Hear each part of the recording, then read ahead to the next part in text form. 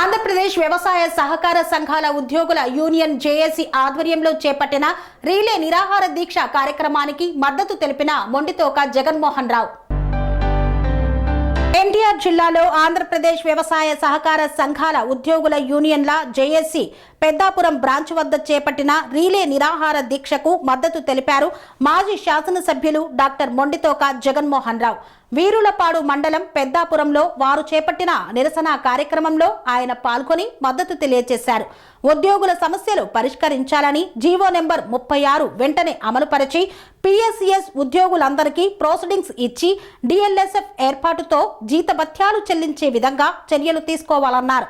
వేతన సవరణ చేయాలని మరియు తాత్కాలిక ఉద్యోగులను రెగ్యులర్ చేయాలని కోరుతూ ప్రాథమిక వ్యవసాయ పరపతి సంఘం ఉద్యోగస్తులు చేపట్టిన నిరసన కార్యక్రమంలో మాజీ శాసనసభ్యులు డాక్టర్ మొండితోక జగన్మోహన్ రావు పాల్గొని వారికి మద్దతు తెలిపారు. వెంటనే వారి సమస్యలను పరిష్కరించాలని ప్రభుత్వాన్ని డిమాండ్ చేశారు.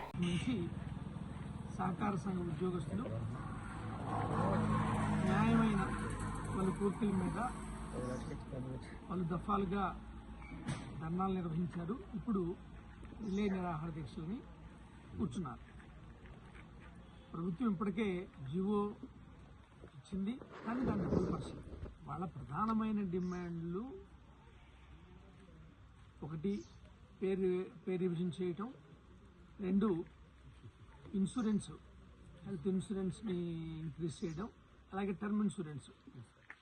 ఈ క్రమంలో ఏమన్నా ఉద్యోగం చేసే క్రమంలో ఏమన్నా ప్రాణాలు కోల్పోతే వాళ్ళ కుటుంబాలకి రక్షణగా ఉండడానికి, ఆర్థిక భరోసా ఇవ్వడానికి టర్మ్ పాలసీని అడుగుతున్నారు.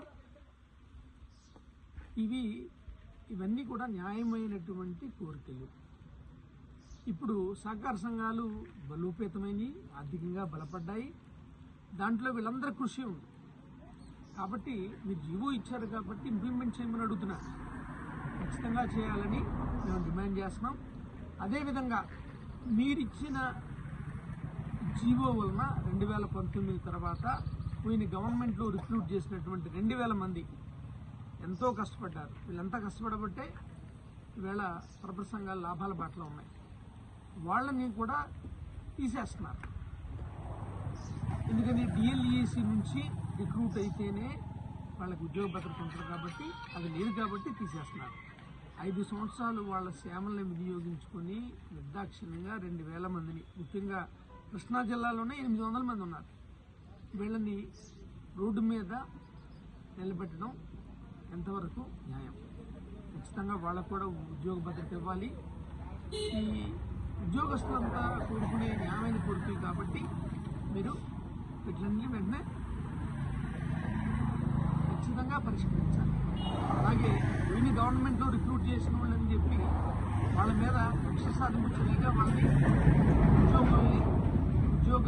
ఉద్యోగాల నుంచి తొలగించాలి.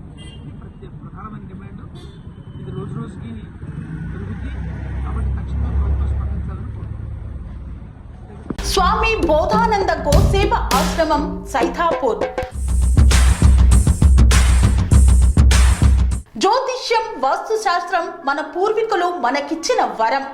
దుర్గాదేవి, కాలభైరవ ఉపాసనతో వాక్సిద్ధి పొందిన శ్రీ శ్రీ బోధానందగిరి స్వామివారు మీకు ఎలాంటి సమస్యలున్నా, వాటిలో ముఖ్యంగా ధన నష్టం, ఆరోగ్య నష్టం, భార్యాభర్తల మధ్య గొడవలు, ప్రేమించుకున్న వారు దూరం అవడం, ఎన్ని సంబంధాలు వచ్చినా పెళ్లి ముడి పడకపోవడం, రోడ్డు ప్రమాదాలు, అప్పుల బాధలు, వ్యవసాయంలో నష్టాలు, పెద్దల మాట పిల్లలు వినకపోవడం, ఆరోగ్య శాంతి, గృహశాంతి, మనశ్శాంతి లేకపోవడం, ఇలాంటి సమస్యలు ఉన్నట్లయితే ఒక్కసారి స్వామీజీని కలవండి.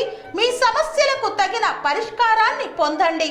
అంతేకాక అన్ని రకాల వ్యాధులకు గోపంచకవ్య మరియు మూలికా వైద్యం చేయబడును. నమ్మకంతో రండి, ఆయురారోగ్యాలతో వర్ధిల్లండి. మా అడ్రస్ స్వామి బోధానంద గోసేవ ఆశ్రమం, సైథాపూర్, వీరభద్రస్వామి గుడి దగ్గర, యాదగిరిగుట్ట. సంప్రదించవలసిన నెంబర్ 9849213754 మరియు 9618034138.